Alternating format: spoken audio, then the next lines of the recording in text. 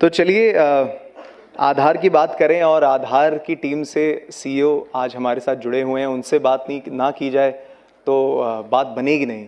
तो चलिए मैं रिक्वेस्ट करूंगा हमारे यूआईडीआई के सीईओ श्री सौरभ गर्ग जी से टू एड्रेस द ऑडियंस। मेरे मित्र संजय राकेश जी, एमडी सीएससी गव,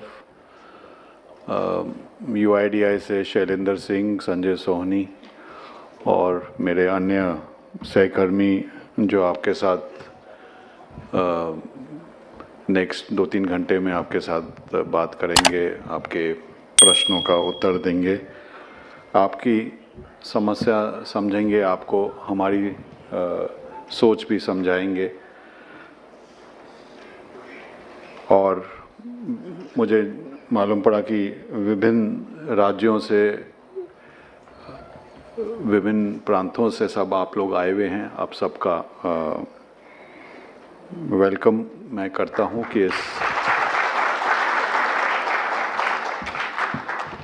ये मैं पूछ ही रहा था संजय राकेश से कि इस तरह की कभी हमने वर्कशॉप की है कि केवल आधार के मुद्दों पर डिस्कशन, चर्चा करना सब ऑपरेटर्स के साथ, आपके फील्ड के सहकर्मियों के साथ, और उन्होंने बोला कि शायद से पहली बार हो रही है इस तरह की वर्कशॉप। आपकी जो कार्य करते हैं उसके बारे में तो डिटेल में होती रहती हैं आपकी कार्यशाला।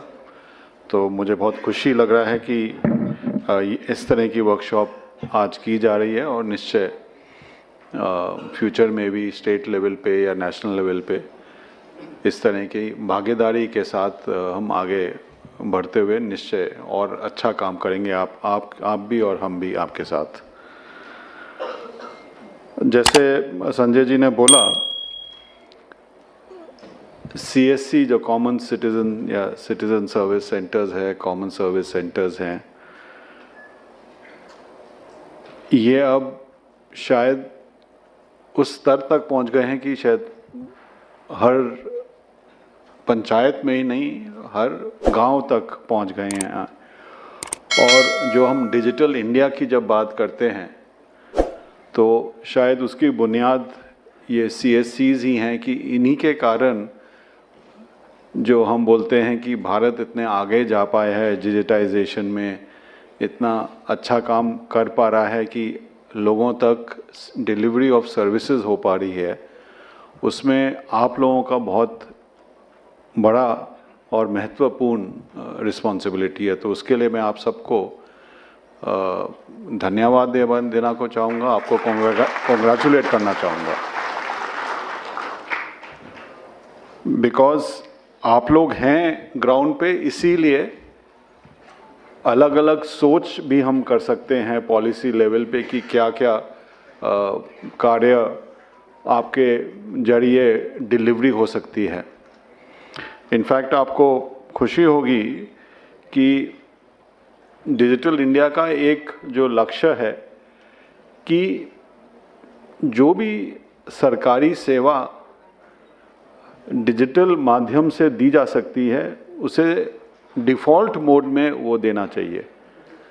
एक्सेप्शन होना चाहिए कि किसी भारत के नागरिक को किसी सरकारी ऑफिस में आना पड़े या कहीं दूर जाना पड़े वो सर्विस को लेने के लिए, अगर वो डिजिटल माध्यम से खुद के कंप्यूटर पे, खुद के मोबाइल फ़ोन पे, कॉमन सर्विस सेंटर पे जाके वो सर्विस ले सकता है तो उसे वो मिलनी चाहिए। और ये आश्वासन जो सरकार दे पाती है, वो आश्वासन आप लोगों का जो सर्विस सेंटर्स हैं उसकी वजह से, जो कनेक्टिविटी इम्प्रूव हुई है उसकी वजह से, जो मोबाइल का पेनिट्रेशन हुआ है उसकी वजह से हम ये दे पा रहे हैं। और जो विज़न है, जो हम बोलते हैं ईज़ ऑफ लिविंग, कि किस तरह हर नागरिक को सुविधा के साथ जीने का आसार बन सके, ईज़ ऑफ लिविंग जो विज़न है, उस ईज़ ऑफ लिविंग का विज़न बहुत महत्वपूर्ण पार्ट CSC है, आधार है और डिजिटल इंडिया के जो विभिन्न प्रकार के कार्यक्रम हैं, UPI पेमेंट है, ई-साइन है, उमंग है, डिजी लॉकर है, इस तरह के बहुत सारे जो एप्लीकेशंस हम इंडिया स्टैक जो बोलते हैं, वो इंडिया स्टैक आप लोग ही ज़मीन तक सब लोगों तक पहुंचाते हैं और माध्यम के संग भी। अगर हम आधार की बात करें, पिछले 10 सालों में हम अब उस स्तर पे पहुंच गए हैं कि जो भी भारत में नागरिक है उसके साथ हम दावा करके बोल सकते हैं कि अगर वो 18 साल से ज़्यादा उम्र का है, अडल्ट है, तो उसके बाद निश्चय आधार है। 0 to 5 years जो है ऑब्वियसली उसमें आधार का देने का सिलसिला चलता रहता है और वो चलता रहेगा, क्योंकि हर साल करीब 2.5 करोड़ बर्थ्स होते हैं, नए बॉर्न शिशु आते हैं हमारे देश में, तो वो तो चलता रहेगा प्रयास। लेकिन हम उस स्तर पे पहुंच गए हैं कि 100% अडल्ट्स के पास आधार है और इसी कारण जो मैंने बोला कि 1100 स्कीम्स हैं गवर्नमेंट की जो आधार को बुनियाद बनाती हैं, वो आधार को लेके ही आगे चलती हैं और यही बुनियाद बना के हम जो ईज़ ऑफ लिविंग का है कि डिजिटल सर्विस ऑफ डिलीवरी होना चाहिए, वो बुनियाद है। आगामी दिन में अब फिर क्या फोकस रहेगा हमारा आधार का? एक तो है ही एनरोलमेंट, तो अब 2.5-3 करोड़ हर साल होगा, जितना बर्थ्स हैं प्राय उतना एनरोलमेंट हो गए। तो नए एनरोलमेंट तो ऑटोमेटिकली हम एक समीक्षा भी कर रहे थे हमारे लोग, तो वो बता रहे थे कि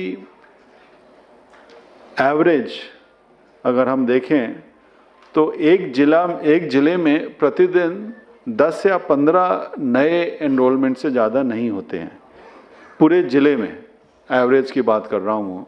तो ऑब्वियसली नए एनरोलमेंट लिमिटेड हैं और उसके हिसाब से हम अपना जो फील्ड का जो नेटवर्क है उसी हिसाब से हम भी उसको चिंता कर रहे हैं कि कैसे रैशनलाइज कर पाएँ। लोगों का फोकस अब है अपडेट्स पर, अपडेट एड्रेस का अपडेट है, मोबाइल का अपडेट है, कभी कभी थोड़ा बहुत नाम में चेंज होता है, बट मेजर अपडेट्स होते हैं तो एड्रेस और मोबाइल के ही अपडेट होते हैं। मोबाइल का अपडेट थोड़ा ज़्यादा सेंसिटिव है बिकॉज़ उस पर आप OTP से फिर ऑथेंटिकेशन भी कर सकते हैं, तो अगर कोई गलत मोबाइल उस पर गलती से हो गया तो उसका इम्प्लिकेशंस ज़्यादा हैं। एड्रेस अपडेट के भी इम्प्लिकेशंस हैं, बट तब भी एड्रेस अपडेट में चेंजेस करना अगर कोई डॉक्यूमेंट है तो उसके हिसाब से किया जा सकता है। मोबाइल अपडेट तो केवल बायोमेट्रिक के साथ हुआ जाता है, तो उसका भी हम आरक्षण कर रहे हैं, चिंता कर रहे हैं, कैसे स्टडी कर रहे हैं, एनालिसिस कर रहे हैं कि क्या क्या इम्प्रूवमेंट्स कर रहे हैं, और वो शायद आपको आज डिस्कशन भी होगा। लेकिन जैसे संजय ने बोला कि अगर आधार के इंफॉर्मेशन में कोई भूल हो जाती है तो उस नागरिक के लिए उसके लिए बहुत इम्प्लिकेशंस काफ़ी ज़्यादा हैं, और इसीलिए हमें कभी कभी सख्ती करनी पड़ती है कि कोई अगर गलत काम हुआ या कभी कभी गलती से भी हो जाता है, कभी कभी गलती ना होके भी ही किया जाता है, तो दोनों को देख के ही हमें आगे बढ़ना है। लेकिन ऑब्जेक्टिव वही है कि नागरिक को जो सर्विस मिले वो अच्छी सर्विस मिले, टाइम पर मिले, क्वालिटी मिले, कर्टियस मिले, कोई रूड बिहेवियर ना हो, और प्राय आप सब लोग ने बहुत अच्छी तरह काम कर रहे हैं और मैं ये आशा करता हूँ करते भी रहेंगे। जैसे मैंने बोला कि अगले 5 या 7 वर्ष में क्या क्या अपॉर्चुनिटीज़ आएंगी जो आप देख सकते हैं कि आपके लिए CSCs के लिए ग्रोथ की अपॉर्चुनिटीज़ होंगी। अभी हम जो ऑथेंटिकेशंस कर रहे हैं, करीब 7 करोड़ रोज के ऑथेंटिकेशन से। ऑथेंटिकेशन मतलब जो OTP से या बायोमेट्रिक से, फिंगरप्रिंट या आइरिस से करते हैं। जैसे आप जानते हैं राशन की दुकान में कोई जाता है तो वहाँ पे उसे अंगूठा देना पड़ता है और फिर राशन विड्रॉ करता है। कोई बैंकिंग कॉरेस्पॉन्डेंट है आप में से काफ़ी लोग, आप जानते हैं कि कोई अपना बैंक से कोई पैसा डिपॉजिट करना चाहता है, विड्रॉ करना चाहता है तो उसे ऑथेंटिकेट करना पड़ता है, फिंगरप्रिंट से करना होता है। तो इस तरह के ट्रांजैक्शंस जो हैं, इस तरह के जो प्रोसेस है, प्रतिदिन करीब 7 करोड़ रोज हो रहे हैं। कुछ 1-2 साल पहले ये केवल 4-4.5 करोड़ था, हर साल बढ़ोतरी हो रही है। कुछ दिनों पे तो 8 करोड़ तक भी पहुंच गया है। और हमारी यही आशा, यही एक्सपेक्टेशन है कि अगले 1-2 साल में ये 10 करोड़, 15 करोड़, 20 करोड़ प्रतिदिन होगा। जिस हिसाब से स्कीम्स, जो गवर्नमेंट की स्कीम्स हैं, उनको आधार में अंतर्भुक्त किया जा रहा है, और जिस हिसाब से हम बोल रहे हैं कि जब आधार का इस्तेमाल करें उसको ऑथेंटिकेट या वेरीफाई ज़रूर करें, नहीं तो कभी कभी लोग बाग फ़ोटोशॉप कर देते हैं कि अपनी फ़ोटो लगा दी किसी के आधार पे और फिर चलाने की कोशिश की। तो वो ऑथेंटिकेशन बहुत ज़रूरी है। जिनके पास ऑथेंटिकेशन का माध्यम नहीं है वो वेरीफाई कर सकते हैं। वो जो QR कोड है, आप सबको मैं ये बताना भी चाहूँगा और आपसे अनुरोध भी करूँगा कि जब भी आप किसी नागरिक से आधार के बारे में कोई चर्चा करते हैं तो आधार को वेरीफाई करना बहुत सरल है। आप तो जानते ही हैं, हर आधार कार्ड में, PVC कार्ड में एक QR कोड होता है। वो QR कोड आप गूगल प्ले स्टोर से, हमारा एनक्रिप्टेड QR कोड रीडर है, M आधार है, जो M मोबाइल आधार है, उस ऐप में भी है। आप उस QR कोड को पढ़ सकते हैं कि वाकई में वो जो आधार नंबर दिखा रहे हैं वो किसके नाम पे और क्या फ़ोटोग्राफ है। अगर किसी ने वो नाम में अंतर कर दिया है, कोई और नाम टाइप करके फ़ोटोकॉपी दिखा रहे हैं या फ़ोटो चेंज कर दी है, बहुत सरल तरीका है ये जानने को कि इसमें कोई टैम्परिंग तो नहीं हुई। हमारा यही प्रयास है, हम इसको पब्लिसाइज कर रहे हैं कि लोग बाग जब भी कोई आधार का दिखाते हैं तो उसको फेस वैल्यू पे ना लेके उसको वेरिफिकेशन ज़रूर करें। और इनफैक्ट जब आधार शुरू हुआ था 10 साल पहले, मालूम नहीं कुछ लोग आप उसमें अंतर्भुक्त होंगे, आधार पहले ये सोच नहीं थी कि आधार को कोई कार्ड दिया जाएगा। वो लोगों का था कि जब तक कोई पेपर का कार्ड ना मिले उन्हें वो नहीं होता कि हमारे पास कोई आइडेंटिटी है। आधार का जो मैं बोलूँगा यूनिकनेस है, स्ट्रेंथ है, वो यही है कि आप उसे वेरीफाई कर सकते हैं कहीं भी, कैसे भी। अगर आपके पास कहीं कंप्यूटर है, कनेक्टिविटी है तो उससे, नहीं तो हमारे पोर्टल पे जाके आधार नंबर आप टाइप करेंगे, वो मालूम पड़ जाएगा कि ये कोई 12 डिजिट का नंबर है या वाकई में आधार इशू हुआ है इस नंबर के अगेंस्ट। तो अगर किसी ने ऐसे ही कोई 12 रैंडम डिजिट्स आपको दे दिए, वो भी आप चेक कर सकते हैं। तो आधार का वेरिफिकेशन हो सकता है, यही इसकी स्ट्रेंथ है और यही कारण है कि इतने अनुष्ठान इसको लेने के लिए भी तैयार रहते हैं। लेकिन कभी कभी वो वेरिफिकेशन हम इतना नहीं करते, इसीलिए ये प्रॉब्लम्स बीच बीच में हमें नॉलेज में आती हैं। तो जो मैं यूज़ केसेस की बात कर रहा था कि 7 करोड़ प्रतिदिन है और ये बढ़ेगा।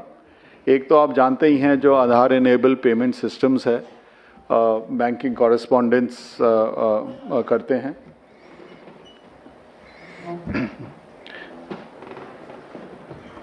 अमित अग्रवाल जी का वेलकम, एडिशनल सेक्रेटरी। तो एक तो यूसेज जो है आधार इनेबल पेमेंट सिस्टम्स है, एक जो अब तक इतना यूज़ नहीं हुआ है और फ्यूचर में होगा, और वो है ई-साइन। कि आप जैसे कोई भी डॉक्यूमेंट है उसको डिजिटली आप कोई भी साइन कर सकता है कि मैंने साइन किया है कि नहीं, वो प्रमाणित भी हो सकता है कि वाकई में साइन किया है ये। तो वेदर वो लैंड रिकॉर्ड का डॉक्यूमेंट हो, कोई सेल डीड हो, कोई और तरह का अग्रीमेंट हो, उसमें डिजिटली साइन हो सकता है। और इसका जो इस्तेमाल है वो भी आगामी दिन में बढ़ेगा। और जो मैं बोल रहा था कि एनरोलमेंट एंड अपडेट एक स्टेबलाइजेशन पे आ गया है, वो उस स्टेबिलिटी पे रहेगा। और जो अपॉर्चुनिटीज़ है आप जैसे CSCs के लिए, वो है कि आधार का किस तरह जो डिफरेंट यूजेस हैं वो कैसे बढ़ेंगे। मैंने एक बोला जो 1100 स्कीम्स हैं, डिजिटल इंडिया का जो विजन है कि डिलीवरी ऑफ सर्विसेज डिजिटल माध्यम से हो, उसमें बढ़ेगा।